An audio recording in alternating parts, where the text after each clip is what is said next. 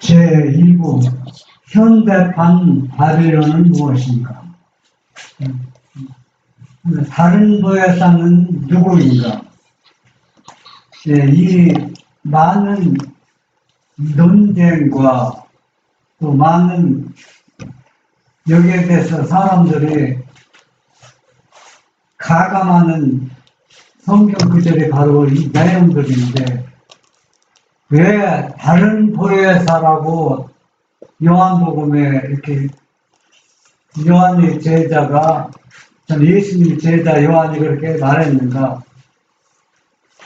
여러분, 보혜사는 어떤 의미가 담겨져 있으니까 돕는 자, 위로자, 또 중보자. 그러면은 돕는 거고 또 협력하는 거고, 중보자는 같은 내용이지만은 완전히 다릅니다. 뭐가 다르냐? 돕는 자하고 중보자는 한 사람이, 한 존재가 할 수 있지만은, 그러나 그 존재가 누구냐에 따라서 상황이 달라지게 된다는 얘기입니다. 예를 들어서 시집 안 간 처녀가 시집간 사람한테 너 얼마나 시집살이하니 하면은 그런 위로해주면 그 위로가 될까요? 진정한 위로가 안 됩니다. 왜 위로가 안 됩니까? 시집도 안 간 사람이 시집살이가 되고 그냥 눈으로 보고 오는 거고 실제 자기가 처한 거하고는 다르잖아, 상황이. 그래서 여기에서 위로자, 돕는 자, 중보자는 얘기는 실제 사람이 겪는 것을 본인 자신이 다 경험하고 겪어보았기 때문에 우리를 돕고 위로하고 중보할 수 있다는 얘기입니다.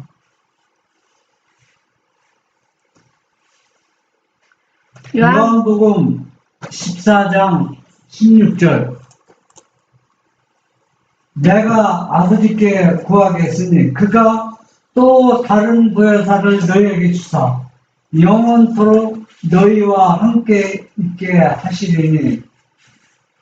예수님이 지금 떠나면서, 그러니까 예수님이 우리의 완전한 속죄물이 되시고 죽으셨다가 3일 만에 부활하시고 40일 후에 하늘에 승천하는 장면이죠. 그래서 승천하면서 제자들에게, 또 오늘날 우리들에게 약속해 주셨는데 그 약속이 뭐냐? 내가 떠나면 다른 보혜사를 너희에게, 제자들에게 주어서 영원토록 너희와 함께 있게 하겠다 했습니다. 그러면 우리가 이 말씀을 가감하면은 우리가 어디에서 지워버린다 했어요? 생명체에서 지워버린다 했어요. 그만큼 중요하기 때문에 그렇습니다. 요한복음 15장 26절로 27절, 내가 아버지께로서 너희에게 보낼 보혜사 곧 아버지께로서 나오시는 진리의 성령이 오실 때에 그가 나를 증거하실 것이요 너희도 처음부터 나와 함께 있었으므로 증거하느니라. 예, 이 다른 보혜사인데 이 다른 보혜사가 예수님이 하늘에 올라가면은 누구로부터 나오는 거라고 했어요? 아버지로부터 성령이 아버지로부터 나오는 겁니다. 그래서 아버지로부터 나온 성령이, 이 진리가 누구를 증거할까? 예수님이 인성을 씻었던 이분이 어떤 일을 하고 어떻게 구속사업하고 아버지의 뜻이 무엇인지 예수님이 하신 일을 이 아버지께 나오는 이 진리의 영, 성령이 그 예수님을 증거한다는 얘기입니다. 그 27절에 보면은 너희는 처음부터 나와 함께 있었으므로 증거하였느니라. 이미 예수님이 저희는 증거했다고 했어요. 그래서 여러분의 너희도 처음부터 나와 함께라는 것을 여러분 관주 성경에 있죠. 관주 성경을 찾아보면은 어떻게 연결되었냐면 제자들이 처음부터 함께 있었던 것은 예수님이 인성을 쓰시고 제자들과 함께 3년 반 동안 생활했던 그분을 가리키고 증거하고 있습니다. 그러니까 제자들은 이 성령을 다른 보혜사가 오기 전부터 누구와 함께 있었어요? 예수님과 함께 하고 있었기 때문에 이미 너희들은 증거하고 있다는 얘기입니다. 다른 보혜사를 안 받아도. 네? 요한복음 7장 39절 이는 그를 믿는 자의 받을 성령을 가리켜 말씀하신 것이라.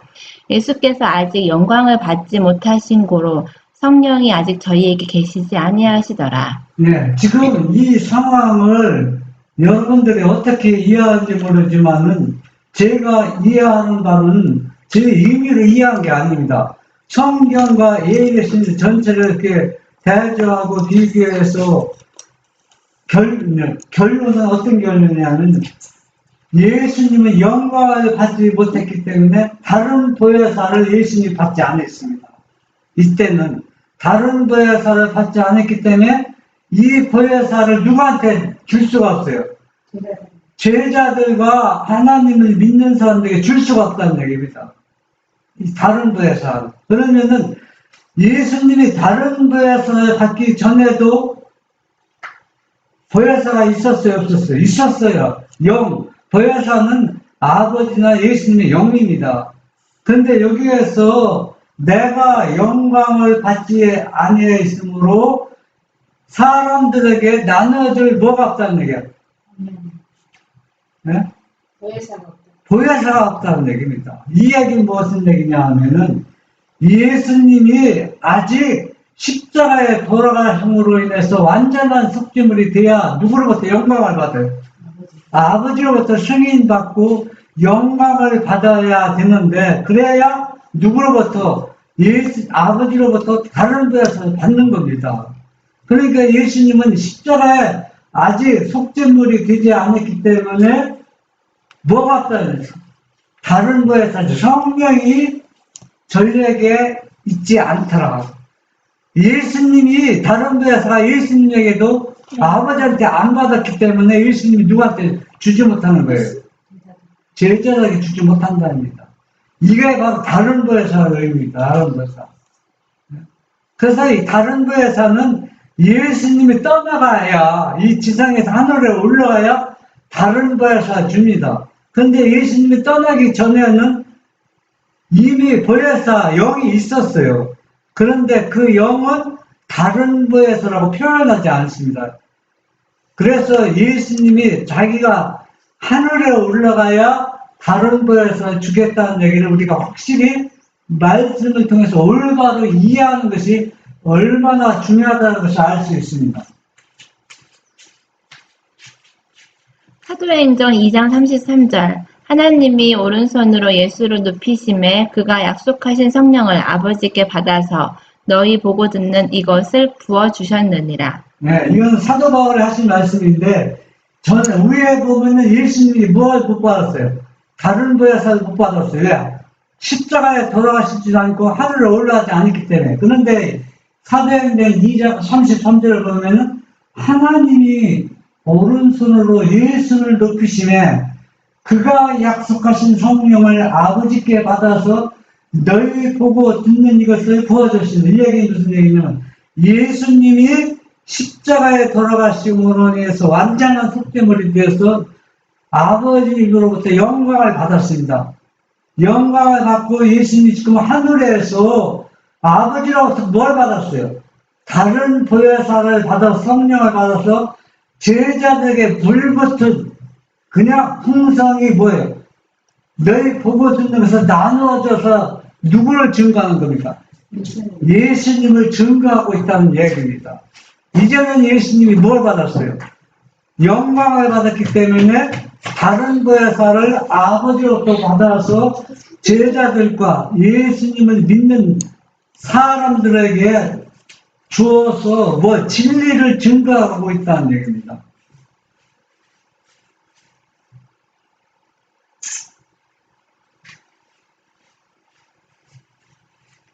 시대소만 671 성령은 갱생시키는 주선자로서 주시는 바 되었으며 이분이 없이는 그리스도의 희생이 아무 소용도 없을 것이다.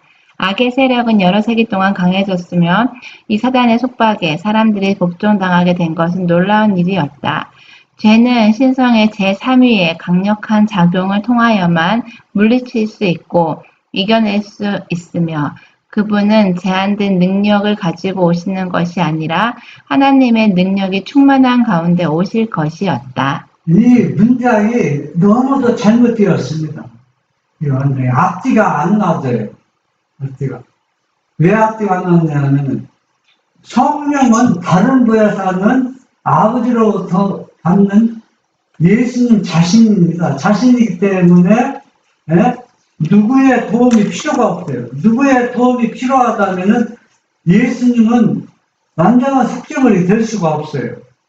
왜냐하면 옛날에 구약시대 제사장들이 예수님이 인성을 뜨고 이 땅 오시기 때문에 제사장들은 성소에서 누구의 피로, 양의 짐승의 피로 죄를 사하여 주었습니다. 왜 이 피가 짐승의 피는 누구를 상징하기 때문에 예수님의 피를 상징하기 때문에 제사장이 피를 가지고 왔을 때 성령 누구의 도움이 필요했으니까 제사장은 누구의 도움도 받지 않고 그 피를 예수님 아버지한테 가지고 갔습니다. 구약시대에도 옛 언약인데 그러면 신약시대에 인성을 쓰시고 예수님 오시고 십자가 돌아가시고 하늘에 올르신 순천하늘에 새 언약은 옛 언약보다 못하다는 얘기입니까? 예수님의 피가 양의 피, 짐승의 피보다 못하다는 얘기입니까? 여러분 한번 생각해 보세요. 왜 옛 언약에는 누구의 도움을 받지 않고 직접 제사장이 아버지나 예수님 앞에 가지고 갔는데 왜 실물이신 예수님은 자기 피를 가져왔는데 누구의 도움이 필요해야 죄가 용서받고 회개케 한다는 얘기입니까? 얼마나 모순되고 잘못되었습니까? 이렇게 변질되고 가감해도 오늘날 사람들은 이것이 잘못되었다 얘기하는 사람이 거의 없다는 얘기입니다. 근데 이거 하이픈 있은 거잖아요. 하이픈 있은 거잖아요. 하이픈 있은 게 아니야, 이건 바꾼 거라고. 시대성이? 네, 원래 시대성은 어떻게 제3의 세력을 통해서 우리가 죄 용서받아요. 그러면은, 위에 거고 아래 문장이 또 다르잖아요. 봐요. 여기 보면은 아래에서 세 번째 줄 보면 뭐하고 있어요? 네 번째 줄은 죄는 신성의 제3위의 강력한 작용을 통해 3위라는 예수님이 아니라는 얘기입니다. 우리가 통상적으로 아버지 하나님, 아들 예수님 하나님, 세 번째는 성령 하나님이라고 우리 재림교회 모든 교회가 그렇게 믿고 있습니다. 그러면 성령 하나님의 도움이 필요하게 하여 뭐가? 죄가 용서받고 우리 죄를 이길 수 있다는 얘기입니다. 그런데 그 밑에 세 번째는 무슨 뭐라 했어요? 그분은 제한된 능력. 그분은 제한된 능력을 가지고 오시는 것이 아니라 그러면은 위에는 제3일 세력 성령 하나님은 제한된 능력이 존재가 언급이 안 됐어요. 그분은 원래 능력자라면은 제한된 능력이고 이 땅에 오는데 다시 오는데 왜 제한된 능력을 찾을 필요가 없다면 제한된 능력을 가지고 오시는 것이 아니라는 얘기는 부활하신 예수님을 가리킨단 말이에요. 예수님이 인성을 쓰실 때문에 쟤는 3위에 강력한 거예요. 그분 앞에 문장에 그분에 제한되는 아니야? 그러니까 그게 묻기가 안 맞는다는 얘기입니다. 그러니까 아래는 예수님을 끌어놓고 위에는 성령 하나님을 끌어놨다는 게 문장을 맞췄다는 얘기예요. 성령 아래의 성령 하나님이라면 제한된 능력이라는 얘기 찾을 필요가 없다는 얘기입니다. 여러분들은 여러분들 이해 안 가는 사람이 많아요. 한번 생각해 보세요. 성령 하나님은 뭐 제한된 능력으로 우리에게 보여준 적이 있습니까? 이 땅에 와봤습니까? 몰라요, 그분이. 그냥 성령 하나님이라고 했지만. 인성을 써보지 않았다는 네. 거죠. 그렇지만은, 여기 아래 뒤는 인성을 쓰신 예수님을 제한된 능력이 있다고 오신 것을 얘기하는 겁니다. 네? 그렇기 때문에 이제 이분이 다른 성령으로 오는 보혜사로 오는데 제한된 능력으로 오시는 게 아니라 하나님의 능력이 충만한 가운데 오신다는 얘기입니다. 그러니까 문장을 서로 맞춰서 가감했다는 얘기예요. 그 문장을. 우리가 이 말씀을 보고서 통탄화에 여기 됩니다. 네?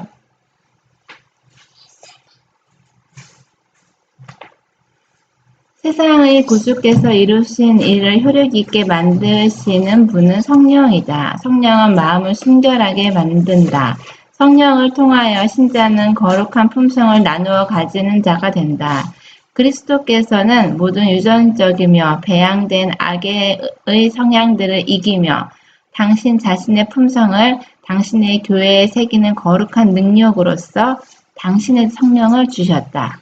네. 여기 보면은 요한복음 20장 22절에 보면은 그 예수님이 부활하신 후에 그 나가의 다락방에 제자들이 모였을 때 예수님이 밤에 거기에 문을 열고 들어갔을 때 거기 누가 들어갔어요? 엠마오로 가는 두 제자가 집으로 가는 동안 예수님을 만나고 다시 되돌아와서 밤에 예루살렘 성에 모여있는 다른 제자에게 얘기했을 때 예수님도 살벌만에 따라다녔지만 다른 제자는 예수님이 들어오는 걸 발견하지 못했습니다. 이제는 무엇입니까? 제한된 능력이 아니라는 얘기입니다. 부활한 후에는. 그렇기 때문에 제자들한테 보이지 않는 겁니다. 그때 이 예수님은 내가 부활한 자신이 있느냐가 제자들에게 가르치면서 숨을 내쉬며 뭐라 했어요? 성령을 받으라 했습니다. 그러니까 예수님은 이제 다른 보혜사가 되어서 제자들에게 제한된 능력으로 나타나는 것이 아니라 능력이 충만한 가운데 자기의 생명을, 자기의 영을, 성령을 나눠주는 것입니다. 그런데 누가 하고 있다? 성령 하나님이 하고 있다고 생각하는 사람들, 그렇게 문장을 고친 것. 우리는 완전히 포도주의 지혜에서 바벨론이 되어가고 있습니다.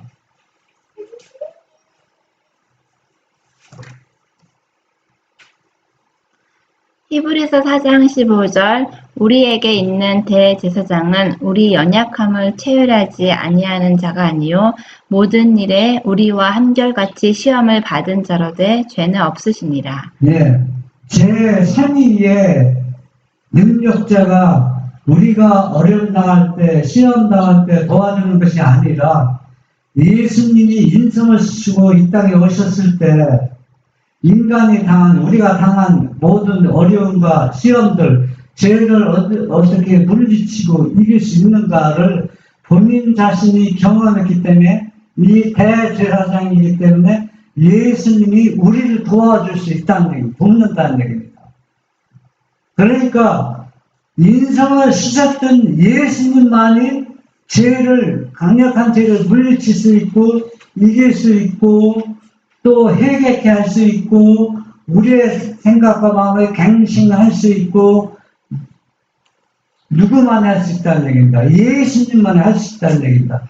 제3위의 세열 성령 하나님이 하는 게 아니라는 얘기입니다. 성령 하나님이 인성을 쓰고 이 땅에 와봤으니까 우리처럼 연약한 생활을 해봤습니까? 제한된 능력을 가지고 살아봤습니까? 그런데 어떻게 우리를 도울 수 있는 겁니까? 한마디로 말도 안 되는 소리입니다.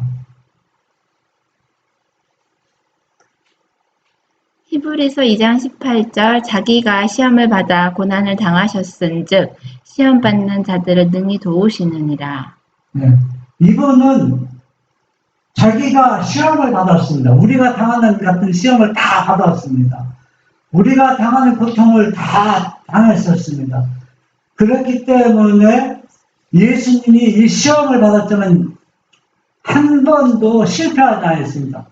다 이겼습니다. 그래서 자기가 시험 받아서 어떻게 이겼는가를 자기 경험을 통해서 우리를 도울 수 있다는 얘기입니다. 그래서 제3위의 인격을 가진 존재가 우리를 회개케 하고 죄를 이기게 하는 것이 아니라 인상을 쓰셨던 예수님 자신이 이제 뭐가 되어서 다른 보혜사가 되어서 우리를 돕고 있다는 얘기입니다.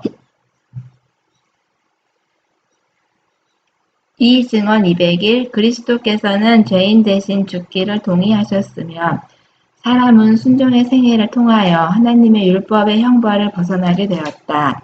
그분의 죽음은 율법을 무효화시키지 않았으며 율법을 파괴하지도 않았고 그 거룩한 요구를 약하게 하지도 않았으며 그 신성한 가치를 손상시키지도 않았다.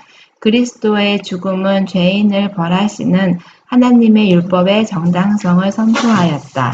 네, 이 말씀을 한마디로 줄여서 표현할 수 있다면 둘째 사망을 정복한 존재만이 뭐할 수 있다는 게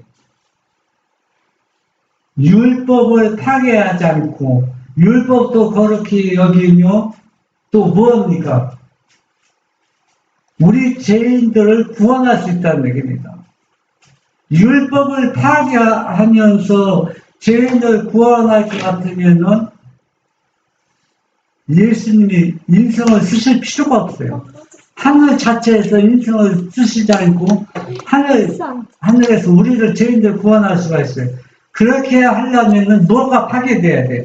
율법에 파괴되고 손실을 당하기 때문에 양자 다 하나도 손실을 당하지 않고 우리를 구원하기 위해서는 우리 인간과 똑같은 모습으로 와서 생활해서 경험해서 죄를 싸워 이기는 경험을 해야 되는 겁니다. 그래야 아버지의 뜻이 무엇이고 아버지의 말씀을 어떻게 순종해서 죄를 정복하였는지를 우리에게 보여주신 것입니다. 그래서 예수님은 인성과 신성이 연합해서 죄와 싸워서 이겼습니다. 우리도 우리의 인성과 신성의 연합은 다른 보혜사, 즉 예수님이 완전한 속죄물이 되신 그분의 보혜사를 통해서 우리가 죄와 싸워서 예수님처럼 이기는 방법을 지금 제시해주고 있는 것입니다. 그런 맥락에서 그분은 타락한 인간을 그 저주에서 구원하시려고 그 자신이 율법의 형벌을 당할 것에 동의하셨다. 하나님의 사랑받는 아들이 십자가에서 죽은 것은 하나님의 법의 불변성을 나타낸다. 그분의 죽음은 율법을 중하게 하며 귀하게 하며 율법은 불변하다는 것이라고 인류에게 증거한다. 네. 하나님의 율법은 얼마나 신성하고 거룩하냐면 우리가 상상하지 못할 정도로 신성하고 거룩합니다. 여러분들 그걸 무엇으로 증명할 수가 있습니까? 네. 얼마나 신성하고 거룩하기 때문에 그 아들을 그 피를 속죄물을 통하여서만 율법의 신성과 거룩함을 전혀 손실당하지 않고 율법은 그 죄는 어때요? 형벌을 가하게 됐어요. 형벌. 그러니까 죄는 불법은 둘째 사망을 완전히 당하여 죽게 되었던 완전히.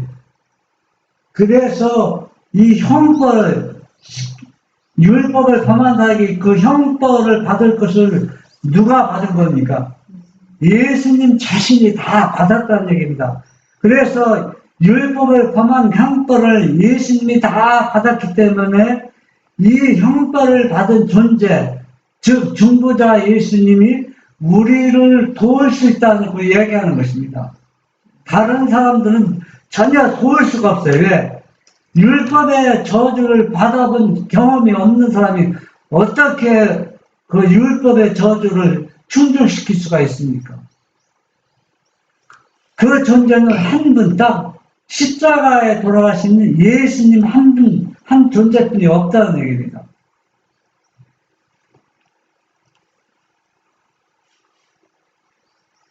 그분의 입술에서 나온 말씀은 이러하다. 내가 율법이나 선지자나 폐하러 온 줄로 생각지 말라. 폐하러 온 것이 아니요 완전케 하려 함이로다. 그리스도의 죽음은 율법의 요구를 정당화시켰다. 그리스도 안에서 인간과 하나님은 연합된다. 그분의 사명은 하나님과 사람을 화목케 하고 유한과 무한을 연합시키는 것이었다. 네.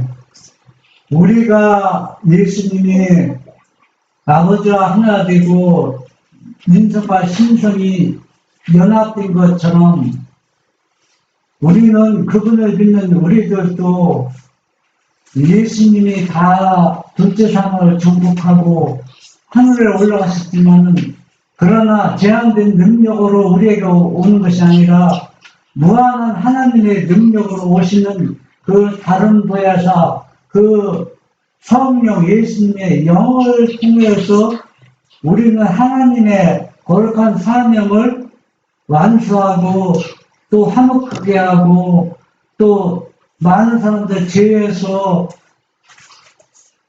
구원할 수가 있는 것입니다. 그래서 인성과 신성이 연합할 때 우리는 하나님과 화목하다는 얘기는 인간과 화목을 이룰 수가 있습니다.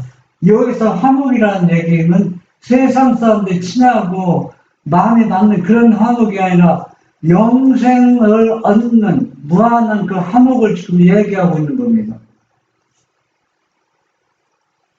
이것이야말로 타락한 인간이 그리스도의 보혈의 공로로 신의 성품에 참여하게끔 높여질 수 있는 유일한 길이다.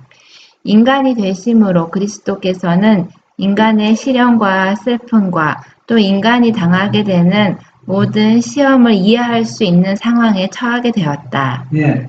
예수님은 지금 지성소에서 자신의 피로 지금 아버지 앞에 대언하고 있습니다. 왜 대언하고 있느냐?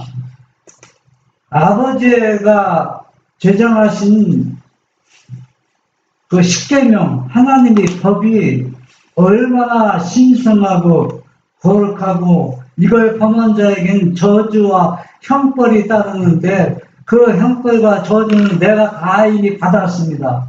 받았기 때문에 내 피를 보시고 이 사람들 죄를 다 용서하시고 아버지께서 나를 사랑하는 것처럼 나의 피를 믿고 나를 따르는 이 모든 사람도 나를 사랑한 것처럼 사랑해 주시고 이 사람들이 하늘에 갈 수 있도록 해달라고 지금 하늘에서 지성소에 중보하고 있습니다. 이렇게 중보하고 있는데 제3의 세력 가진 성령 하나님이 도움 없이는 이 일을 행할 수 없다는 참 이 얘기를 그대로 믿고 있고 이것을 또 안 믿으면은 구원이 없다고 잘라서 못 박아서 얘기하는 사람들이 한두 사람이 아니고 모든 사람들이 이게 동의하고 있습니다. 그러면 어떻게 이런 지경까지 이르렀는지 이스라엘 역사가 오늘날 이 지경까지 이르지 않았습니다. 그런데 이스라엘 역사는 어떻게 되니까 처참하게 망가지고 패망하고 예수님은 십자가에 못 박혀야 했습니다. 마지막 시대에도 똑같은 역사가 분명히 반복되고 있는 것을 우리는 예언을 통해서 또 말씀을 통해서 우리가 감지해서 이 저주에서 우리가 벗어나야 합니다.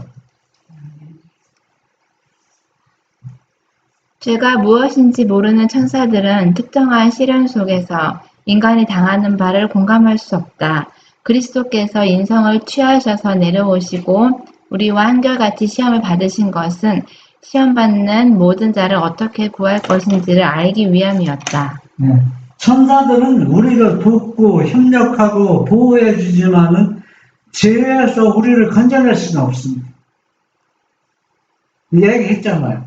그런데 누구만이 인성을 취하시고 이 땅에 오신 예수님만이 그 일을 할 수가 있는 겁니다. 그렇게 성경이나 예수신에 그렇게 많이 얘기하고 말하고 있어도 사람들은 그걸 왜 가감하는데 사람들이 거기에 마음이 뺏기고 길에 쏠려서 셋째 천사의 기도를 올바로 이해하지 못하고 있는 거예요.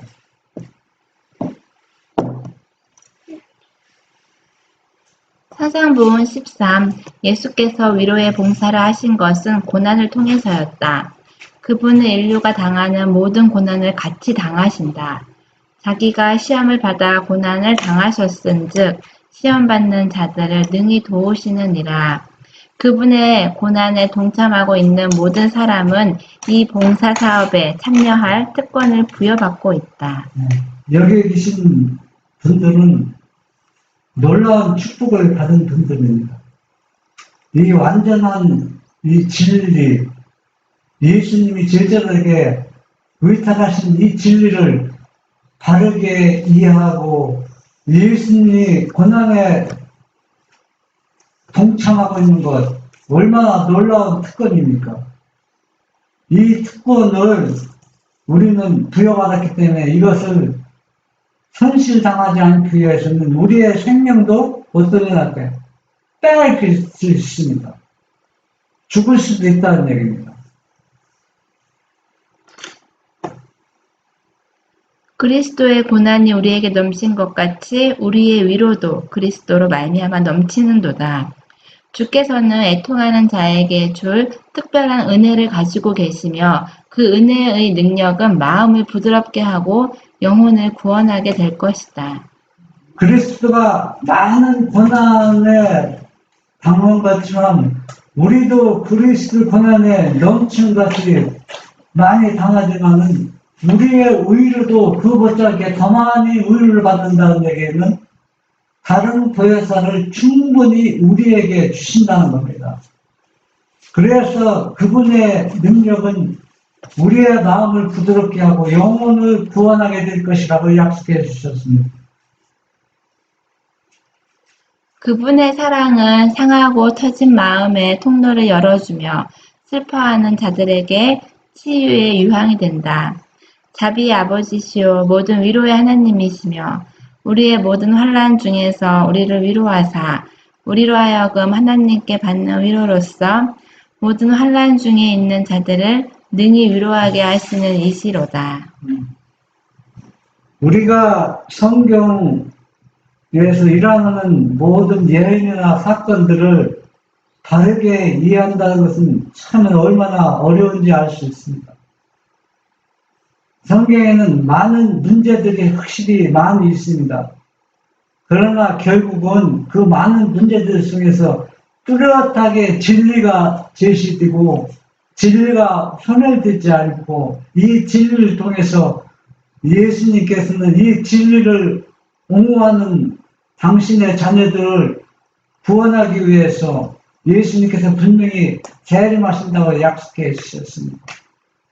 여러분, 지나간 역사 1260년 동안 얼마나 진리가 고난당하고 핍박당하고 진리가 거의 다 손실당한 위기에 처해 있었습니다. 얼마나. 여러분 그거 이해할 수 있습니까? 몇백 년도 아니고 몇십 년도 아니고 왜 1200년이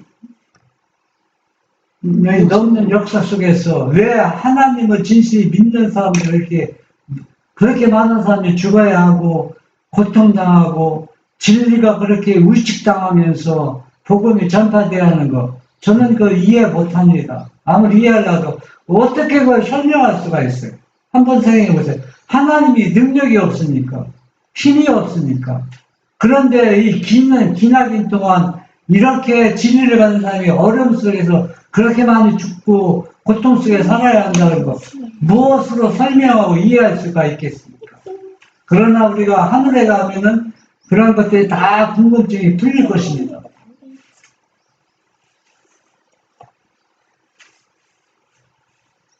이걸 설명을 네. 그 아빠 설명해. 이거는 선덕대학 신학교 교수님이 설명한 책을 제가 가지고 있습니다. 그런데 대부분이 교수님이나 또 재림 지도자들은 그렇게 생각하고 있습니다.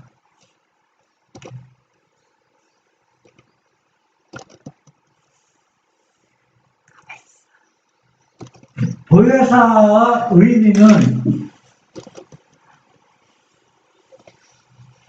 보혜사는 어떤 의미가 지냈는가? 보혜사의 의미는 보혜사는 헬라어로 파라클레토스라고 하는데 신학에서는 오직 요한만이 사용한 단어이다.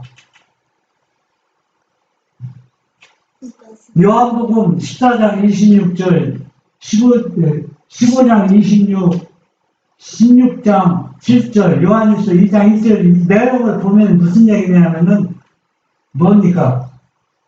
문자적으로 의미로는 보혜사는 문자적 의미로는 곁에 있도록 함께 있는다는 얘기입니다. 그렇죠? 서로 도와준다는 얘기겠죠. 또 부름을 받은 자이다. 그러나 동사 파킬로는 신학의 23번이나 위로하다로 번역되었고 훈계하다, 위로하는 자. 요한일서 2장 1절에 보면 중부자라는 얘기입니다. 그러니까 보혜사라는 얘기는 중부자라는 얘기입니다.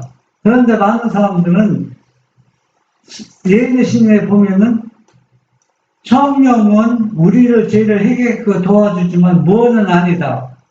중부자는 아니다. 참 무슨 뜻인 얘기입니까? 피를 가지고 중보하는 것이 아니다. 죄를 이기게 하는 거는 계속 우리가 보았잖아. 인성을 쓰시고 우리가 당한 경험을 한 존재만이 죄를 이기게 하고 승리하게 하고 더 확실한 건 둘째 사망을 정복한 존재만이 죄에서 구원할 수 있다고 했습니다.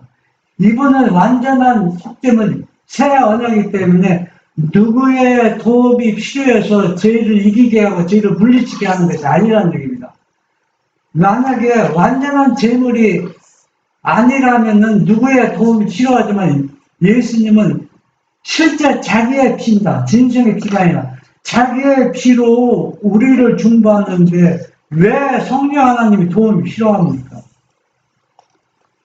이거는 완전한 강신술입니다. 이걸 속이는 게 아니라 강신술. 속이는 건 말씀을 통해서 이걸 속이는 자였다는 걸 알 수 있어요. 그러나 강신술은 자기가 속으면서도 그걸 모른다는 얘기예요. 그래서 요한일서 2장 22절에 보면 아버지와 아들을 부인하는 자는 뭐라 했어요? 적그리스도요.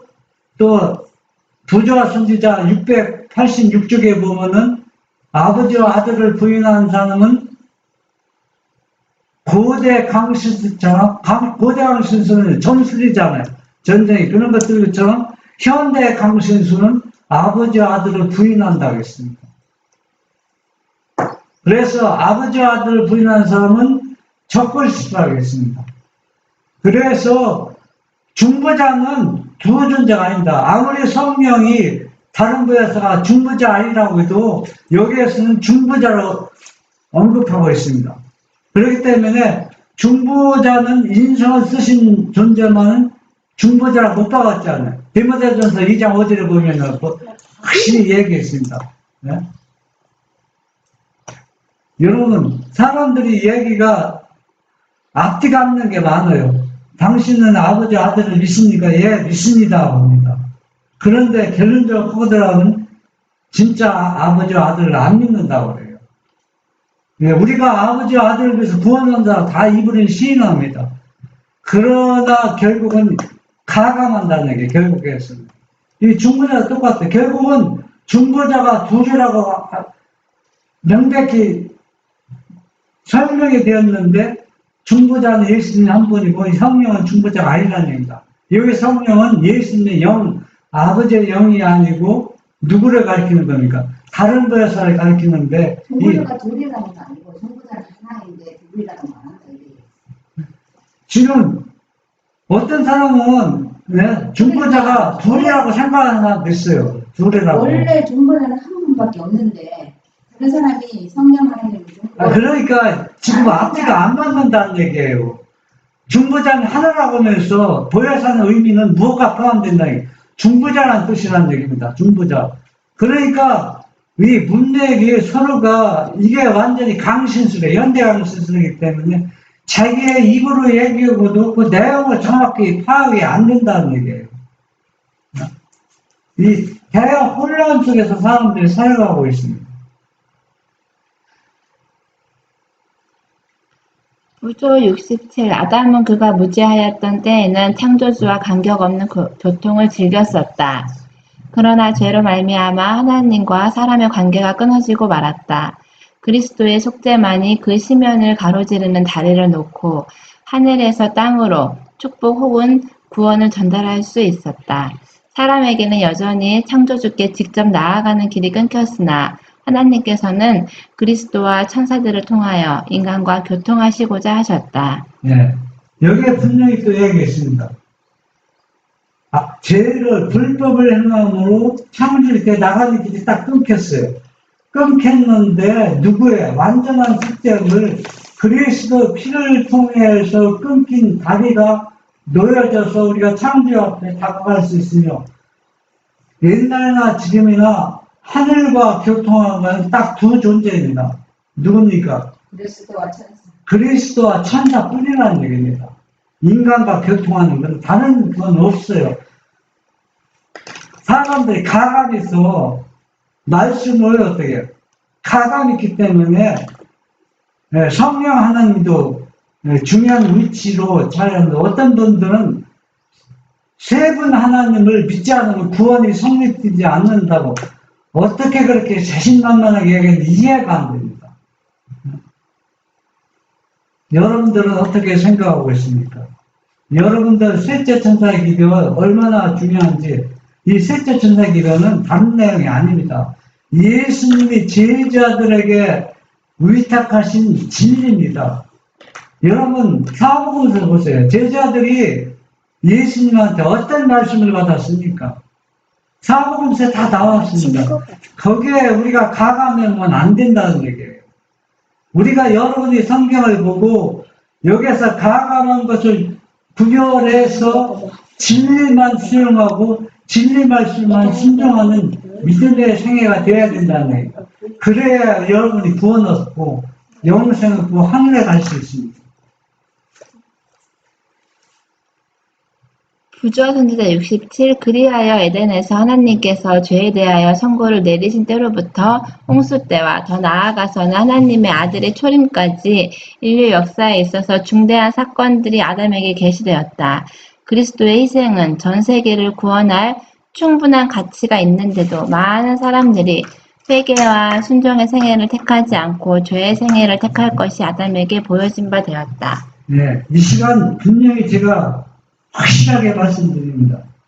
아담은 이미 계시를 통해서 예수님의 십자가 그 완전한 속죄물 아담은 양을 잡아서 짐승의 피로 속죄해서 용서받았지만은 그러나 예수님은 실물 하나님의 아들이 이 땅에 오셔서 완전한 속죄물로 죄인들을 구원하시고자 해서 십자가에 돌아가시 피를 흘렸지만은 이것을 믿지 않는 사람들이 얼마나 많고 실제 진리를 믿는 사람들이 얼마나 적은지 아담을 보았습니다. 다 보았다는 얘기입니다. 그래서 이 아담은 적그리스도 다 알아요. 아담이 어떻게 압니까? 계시를 통해서 다 보았습니다. 네? 그런데 오늘날 어떻습니까? 다 입으로는 다 창조주 하나님을 믿는다고 합니다. 다 그러나 하나님, 예수님이 하나님의 아들이라고 말해. 그런데 말씀대로 가감하지 않고 그대로 믿는 사람들의 수요가 적다는 얘기입니다. 제가 참 희한한 것은 전 이해가 안 되는 게 있는데 그 중에 하나가 뭐냐면 어떻게 성경 말씀은 서로가 의견이 막 달라요. 서로가 하나가 안 돼요. 예를 들어서 인생 문제도 자유교회에서는 통일이 안 됩니다. 두 가지는 나옵니다. 또 여러 가지 문제도 뭐 예언적인 여러 가지 문제도 여러 가지로 뭐 자기 견해가 그렇게 이해하는데 그런데 이것만 하나로 통일이 돼요. 삼일체교회는 하나가 돼버려요. 다 희한하게 모든 교회가 다 하나로 돼버려요.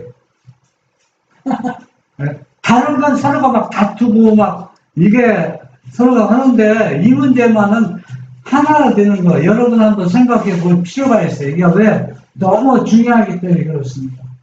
그래서 우리는 예수님이 제자들에게 주신 그 말씀만을 가지고 끝까지 순종하는 우리 모두가 되기를 바랍니다. 아멘.